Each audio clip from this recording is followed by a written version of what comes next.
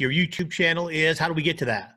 If you just type in Jeff Walker MX, or maybe even if you just type in Jeff Walker in the YouTube search, it'll come up. But definitely if you type in Jeff Walker MX or motocross or something like that, it'll pop up.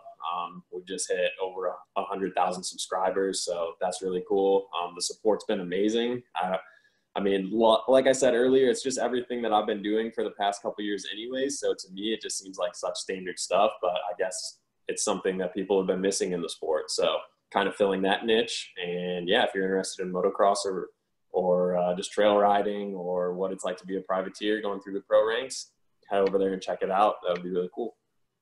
We've got plenty of trail riding bikes over here, so feel free to grab one. We'll get to the park hopefully soon.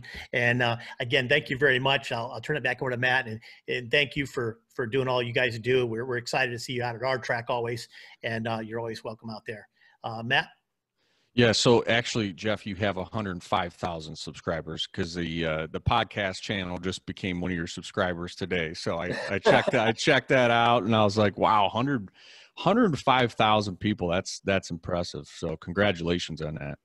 Thank you. Yeah, I mean, we just started the channel like a year and a half ago, and like I said, it was just to keep him entertained while I was away in school. I never imagined it would turn into what it has, but I'm super grateful for it. It's kind of given me a new purpose kind of to go racing.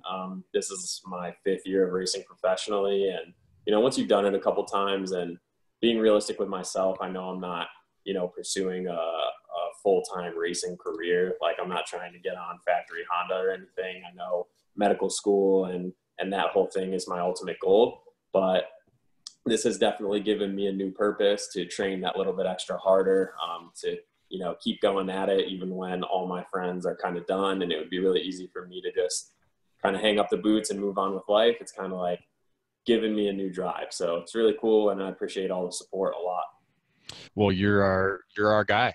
You know, you're T-Town's guy, and we're all rooting for you, for sure. And so, you know, all the best of luck to you this season. So what is your, just to kind of just, you know, off the cuff questions, what competitor would you say is your biggest, you know, what current racer would you say, I got to beat that guy today? Current racer, man, that's a tough one. I mean, growing up, like my dad was saying earlier, it was always my best friends who were, you know, my toughest competitors and who I wanted to beat the most. So, you know, people like Jared Williams comes into mind, Josh Osby. Those are the guys that I grew up racing from around here.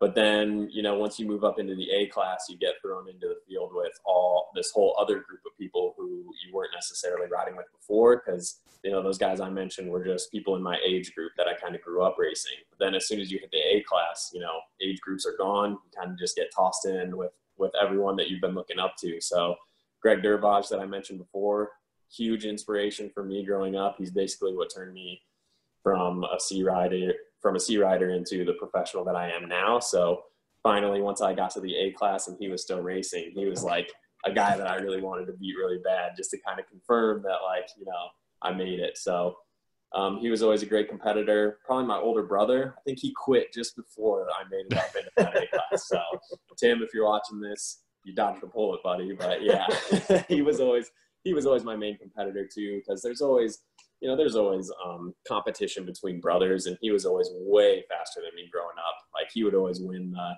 the B classes and stuff when I was getting lapped in 85C. So he always gave me a pretty hard time about that, and he's definitely a key to my success because I always wanted to shut him up and show him that I could go pretty good. So yeah, definitely my best friend.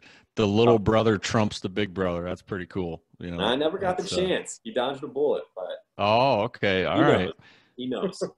Yeah, he knows the real story, right? You send him a little picture, you know, hey, just reminding you, I could beat you anytime I want, you know. But yeah, that's right. No, well, I tell you what's, you know, you mentioned Greg. I know Greg real well, but you know, just hearing you guys talk, and you know, you're representing, you know, obviously yourselves and your families, but you're also representing our town, and you guys have done all a really great job representing, you know, Toledo, Northwest Ohio, Southeast Michigan, because, you know, I hear countless people say, well, I talked to Jeff Walker, I talked to Greg, or talked to Brock, and you guys are all real approachable, level-headed. And I don't know if that in your travels, do you see, you know, maybe having the Midwestern roots and values kind of help you out a little bit, you know, in the racing world? Yeah, it's funny you mentioned that. I mean, I always try and see the best in people. So even if I'm out on the West Coast or whatever, I just look for those good qualities. But it's funny how whenever I mention where I'm from, people are never surprised. You know, they I guess they kind of get the vibe that we're good people. And so when I mention I'm from the Midwest, they're like, yep, makes sense. So yeah, it's definitely a good place to be, raising kids here. I've never met someone I didn't like racing around here. So it's just a good place to be, I think. And yeah, it's a good place to raise kids and race dirt bikes.